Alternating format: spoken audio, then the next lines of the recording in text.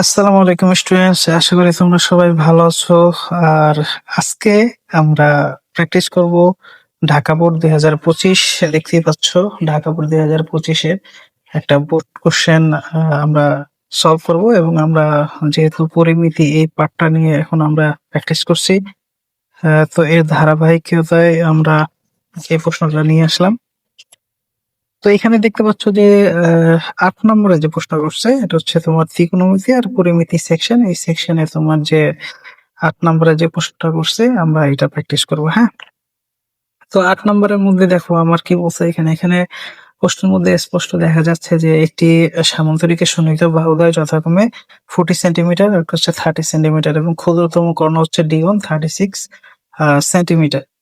তো এইখানে বলছে যে সামান্তরিকের অপর কোণের দৈর্ঘ্য নির্ণয় করতে হবে। আর এখানে বলছে যে একটি রম্বসের পরিসীমা যদি উদ্দীপকের অর্থাৎ এখানে যে মেনশন করছে এই সামান্তরিকের যে পরিসীমার যদি সমান হয় এবং ক্ষুদ্রতম কর্ণ যদি D1 যেটা এখানে দেওয়া আছে, যদি D1 হয় ক্ষুদ্রতম কর্ণ, তাহলে ওই রম্বসের ক্ষেত্রফল কত, হ্যাঁ? এটা বের করতে হবে।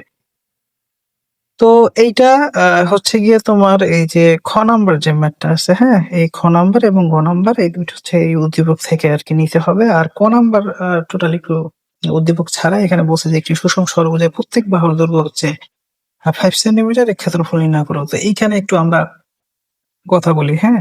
যে এখানে একটা রেগুলার যে এই তোমার ষড়ভুজ দেওয়া আছে, এই ষড়ভুজকে আমরা হেক্সাগোনাল বলে দেব। ওকে স্যার, তাহলে আমরা এখন ক নাম্বার আমরা প্র্যাকটিস করি। এখানে দিচ্ছে একটি সুষম ষড়ভুজের প্রত্যেক বাহুর দৈর্ঘ্য দেওয়া আছে। প্রত্যেক বাহুর দৈর্ঘ্য দেওয়া আছে। দ্যাট মিনস এখানে আমার আ এ দেওয়া আছে এবং এর ক্ষেত্রফল নির্ণয় করতে বলছে। যেহেতু এটা সুষম ষড়ভুজ বলছে, তো সুষম ষড়ভুজ বললে এখানে এইটা n হচ্ছে গিয়ে ৬ হবে। আর এখানে যে প্রত্যেক বাহুর দৈর্ঘ্য that means a equal to 5 হবে। চলো আমরা এটা প্র্যাকটিস করি, তাহলে এর ক্ষেত্রফল বের করতে হবে, হ্যাঁ? তো এইখানে যদি আমরা বলি যে ক্ষেত্রফল যদি আমরা কিভাবে বের করব? দেখো, A is equal to যেটাকে আমরা বলি যে সুষম ষড়ভুজের ক্ষেত্রফল। তো আমরা যদি বলি যে এখানে সুষম ষড়ভুজের ক্ষেত্রফল, সুষম ষড়ভুজের আ ক্ষেত্রফল, ষড়ভুজের ক্ষেত্রফল সেটা হচ্ছে A। তো সুষম ষড়ভুজের ক্ষেত্রফল A আমরা জানি যে এটা হবে NA স্কয়ার ডিভাইড বাই হচ্ছে গিয়ে 4 আর ইনটু হবে cot 180 ডিগ্রি ডিভাইড বাই হচ্ছে n। এখানে n দিয়ে বোঝানো হয়েছে এটা হচ্ছে গিয়ে তোমার যে ভুজ দিয়ে দেওয়া থাকবে সেই ভুজের আরকি সংখ্যা। হ্যাঁ? ভুজের সংখ্যা। n হচ্ছে কি তোমার ভুজের সংখ্যা। আর বা এখানে যদি আমরা বলি যে বাহুর সংখ্যাও বলতে পারি। ভুজের সংখ্যা বা এটা হচ্ছে বাহুর সংখ্যা। আচ্ছা, আচ্ছা। আর এইখানে যে a হচ্ছে গিয়ে ওই বাহুর যে তোমার মেজারমেন্ট যেটা দেওয়া থাকবে, হ্যাঁ? অর্থাৎ সাইড লেংথ, বাহুর দৈর্ঘ্য। তো দেখো এই প্রশ্নের মধ্যে কি দেওয়া ছিল? আমার দেওয়া ছিল n অর্থাৎ ভুজের সংখ্যা বা বাহুর সংখ্যা এখানে হবে 6। আর এখানে তোমার বাহুর দৈর্ঘ্য যেটা দেওয়া ছিল কি আমার প্রশ্নের মধ্যে আমরা দেখতে পাচ্ছি বাহুর দৈর্ঘ্য দেওয়া ছিল তোমার 5 সেন্টিমিটার দেওয়া ছিল, হ্যাঁ? তো 5 সেন্টিমিটার যদি আমরা এখানে লিখি যে 5 সেন্টিমিটার, তো এইখানে দেখো তাহলে আমার এই ফর্মুলার মধ্যে যদি আমরা এখানে একটা এপ্লাই করি তো কি আসবে? n হচ্ছে 6 ইনটু আর হচ্ছে যে 5 স্কয়ার ডিভাইড বাই হচ্ছে 4 আর ইনটু হচ্ছে গিয়ে cot 180 ডিগ্রি আ ডিভাইড বাই হচ্ছে n হচ্ছে 6। এই ফর্মুলাটা কিভাবে আসছে, হ্যাঁ? এটাও আমি তোমাদের আরেকটা টিউটোরিয়াল ক্লাসে আমি বুঝাই দিতে পারবো ইনশাআল্লাহ, হ্যাঁ? আমি সেটা আপলোড দিব ইনশাআল্লাহ নেক্সটে, যে এই ফর্মুলাটা n square by 4 cot 180 degree by n এটা কিভাবে আসছে, হ্যাঁ? এটা অ্যাপোথেম থেকে আসছে, হ্যাঁ? তোমরা অ্যাপোথেম সম্পর্কে জানতে পারবা ইনশাআল্লাহ, ওই ক্লাসটা আমি শীঘ্রই আপলোড করব। তো এখানে যদি আমরা একটা ক্যালকুলেশন করি তাহলে দেখো কি আসে এখানে। এখান থেকে এটা জাস্ট তোমাদেরকে সায়েন্টিফিক ক্যালকুলেটরে যদি তোমরা এটা টুলে প্রেস করো বা ক্যালকুলেট করো ইজিলি বের হয়ে যায়। তারপর বোঝানোর জন্য দিচ্ছি। এখানে হচ্ছে 30 ডিগ্রি আসে। cot 30 ডিগ্রি মান হচ্ছে গিয়ে তোমার 1060 মানে √3 এর যে ভ্যালু সেটা হচ্ছে cot 30 এর ভ্যালু, হ্যাঁ? আর এখানে তোমার হচ্ছে 25 আর 6 যদি আমরা মাল্টিপ্লিকেশন করি তাহলে আছে 150। তাহলে 150 √3 ডিভাইড বাই হচ্ছে 4।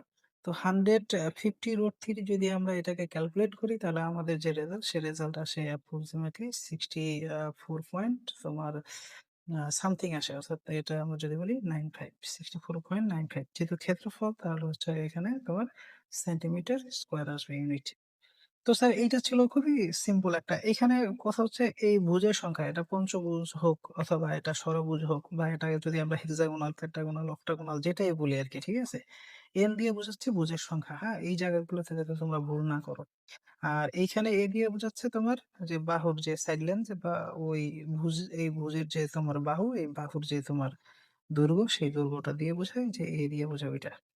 তো এইটা স্যার একটা ক নাম্বার ম্যাথ ছিল এবং আশা করি তোমরা এটা বুঝতে পারছো। খ নাম্বারে যে বলছে সামুদ্রিকের অপর কোণের দৈর্ঘ্য নির্ণয় করো। দেখো এখানে একটা সামুদ্রিকের অপর কোণের দৈর্ঘ্য নির্ণয় করতে বলছে। যদি সামুদ্রিকের অপর কোণের দৈর্ঘ্য আমরা যদি বের করতে যাই তো এখানে কি দেওয়া আছে? ফার্স্টে দেখি সন্নিহিত বাহুদ্বয় দেওয়া আছে। তো আমরা যদি বলি যে এটা হচ্ছে গিয়ে তোমার এ, বি, এটা হচ্ছে বি, আর হচ্ছে সি, আর হচ্ছে ডি। এবিসি একটা সামান্তরিক ধরি আমি, ঠিক আছে? তাহলে এ বাহু এই যে এই বাহুর যে দৈর্ঘ্যটা সেটা কত দেওয়া আছে? ফর এক্সাম্পল যেহেতু ছোট এইজন্য এটা আমরা 30 সেন্টিমিটার ধরলাম, আর এটা হচ্ছে বড়, এটা বি, এইজন্য এটাকে আমরা ধরলাম 40 সেন্টিমিটার। তো একটা সামান্তরিক এবিসিডি, এই সামান্তরিকের মধ্যে আমরা দেখতে পাচ্ছি কি স্যার? ২ টা বাহু, দুইটা বাহুর যে দৈর্ঘ্য সেই দৈর্ঘ্য দেওয়া আছে সামান্তরিকে। অর্থাৎ সন্নিহিত বাহুদ্বয়ের দৈর্ঘ্য দেওয়া আছে, হ্যাঁ? এরপরে বলছে সামুদ্রিকের অপর কোণের দৈর্ঘ্য। একটা কর্ণও দেওয়া আছে। সে কর্ণটা কি? সে কর্ণটা হচ্ছে D1. D1 কত? D1 হচ্ছে 36 সেন্টিমিটার। তাহলে এইখানে যে বড়টা অর্থাৎ BD যে কর্ণ, হ্যাঁ? তাহলে আমরা লিখি এখানে যে AC, অর্থাৎ এখানে যদি বলি যে কর্ণ AC কর্ণ AC যে কথা আর হচ্ছে D1 একই কথা, সেটা কত? 36 সেন্টিমিটার। এটা দেওয়া আছে, হ্যাঁ? আর এইখানে যে বিডি কর্ণ, আমার বিডি কর্ণ তার মানে হচ্ছে D2, এই বিডি কর্ণ বা D2 কত এটা আমাকে ডিটারমাইন করতে বলছে। আচ্ছা, তো বিডি কর্ণ আমরা যদি বের করি তাহলে দেখো এখানে আমার অলরেডি ২ টা বাহু দেওয়া আছে। তো তোমরা একটা জিনিস খেয়াল করো, এটা হচ্ছে গিয়ে তোমার যে সিলেট বোর্ড ২০ আমি এই ম্যাথটা সলভ করছিলাম, ঠিক আছে? সিলেট বোর্ড ২০২৪ ওই টিউটোরিয়ালে দেখবা তোমরা একটা নিয়মে করছি। এখানে আমরা আরেকটা নিয়মে প্র্যাকটিস করব, হ্যাঁ? অর্থাৎ ফর্মুলার বাহু এবং কোণের মধ্যে যে ফর্মুলা আছে সেই ফর্মুলার মাধ্যমে এটা সলভ করা যায়, ঠিক আছে? এটা হচ্ছে অল্টারনেটিভ ওয়ে। দেখো স্যার কিভাবে করা যায়। তো এইখানে যে আমরা প্রশ্নের মধ্যে দেখছি যে সামুদ্রিকের অপর কোণের দৈর্ঘ্য বের করতে বলছে, তার মানে অপর কোণ যেটা D1 দেওয়া ছিল, অপর কোণ হচ্ছে D2 আমাদের কত এটা বের করতে বলছে আমাদের। তো দেখো স্যার এখানে আমরা কিভাবে বের করতে পারি? তো বাহু কোণ যে সম্পর্ক থেকে কিন্তু আমরা এটা বের করতে পারি, হ্যাঁ? অর্থাৎ এটা যদি আমি বলি যে বাহু কোণ একটা সম্পর্ক আছে। তো বাহু কোণ সম্পর্কটা কি? দেখো বাহুকর্ণ সম্পর্কটা হচ্ছে গিয়ে আমরা যদি বলি যে D1 স্কোয়ার প্লাস হচ্ছে গিয়ে তোমার D2 স্কোয়ার ইকুয়াল টু হচ্ছে 2A square plus B square, হ্যাঁ? তো এটা হচ্ছে তোমার বাহুকর্ণ সম্পর্ক, যেটাকে বলা হয় তোমার ডায়াগোনাল সাইড আর হচ্ছে রিলেশন। এখন এইটাকে দেখো, এইটা আমার দেওয়া, A দেওয়া, B দেওয়া, শুধু D দেওয়া নাই, হ্যাঁ? অর্থাৎ এই D2 এই কোণটা দেওয়া নাই। তাহলে আমরা কিভাবে সলভ করতে পারি? তাহলে আমরা বলতে পারি D2 স্কোয়ার ইকুয়াল হচ্ছে গিয়ে 2 of a square plus b square আর মাইনাস হচ্ছে তোমার d1 স্কোয়ার, এটা আমরা দিতে পারি। তারপর যদি আমরা বলি যে d2 যদি আমরা বের করি c থেকে, হ্যাঁ, তাহলে আমাদের কি আসবে? তাহলে আমরা আসবে এখানে যে উভয় পক্ষকে বর্গমূল যদি করি আমি, তাহলে কি আসবে? 2a স্কোয়ার প্লাস হচ্ছে b স্কোয়ার আর মাইনাস হচ্ছে d1 হোল স্কোয়ার। তো এইখানে দেখো যে 2 আমরা দিলাম, আর এ কত ধরছিলাম আমরা? এ ধরছিলাম তোমার 30 স্কোয়ার প্লাস বি ধরছিলাম কত? 40 দেওয়া আছে, ধরি নাই। আর D1 দেওয়া ছিল কত? 36 হোল স্কোয়ার।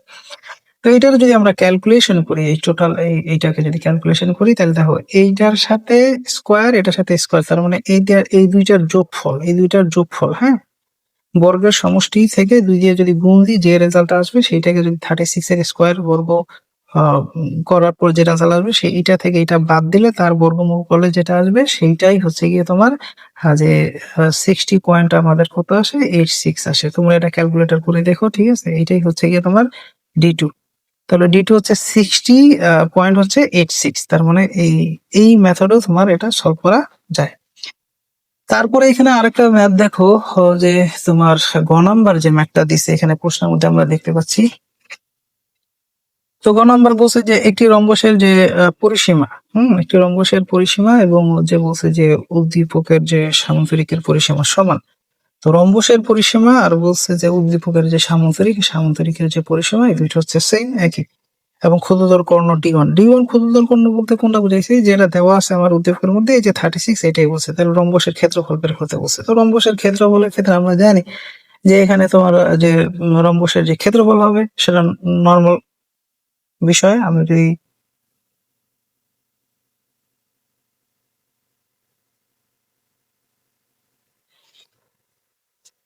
তো এখানে স্যার আমরা দেখতে পাচ্ছি যে D1 দেওয়া আছে একটি কর্ণ এবং রম্বসের ক্ষেত্রফল আমাদের বের করতে হবে। রম্বসটিকে যদি ক্ষেত্রফল বের করি তাহলে D1 যেহেতু দেওয়া আছে 36 সেন্টিমিটার, D1 দেওয়া আছে। তো এখানে তোমার রম্বসের ক্ষেত্রফল বের করতে গেলে তোমার ডিও লাগবে। তার মানে আমরা কি কি দেওয়া আছে একটু তুলি। তো এখানে দেওয়া আছে তোমার এই যে D1 দেওয়া আছে, হ্যাঁ।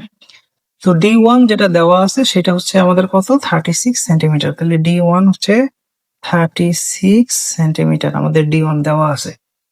আচ্ছা স্যার, তারপরে আমরা যদি বলি এখানে যে একটা রম্বসের যে প্রশ্নের মধ্যে যেটা দেওয়া ছিল যে একটা রম্বসের পরিসীমা উদ্দীপকের সামুদ্রিকের পরিসীমার সমান, তাহলে এই যে এরিয়া বা ক্ষেত্রফল যেটা সেটা রম্বসের যে ক্ষেত্রফল সেটা বের করতে হবে। তো রম্বসের ক্ষেত্রফল আমরা কি জানি, আমরা জানি যে D1 আর ইন্টু হচ্ছে D2 ডিভাইড বাই হচ্ছে 2।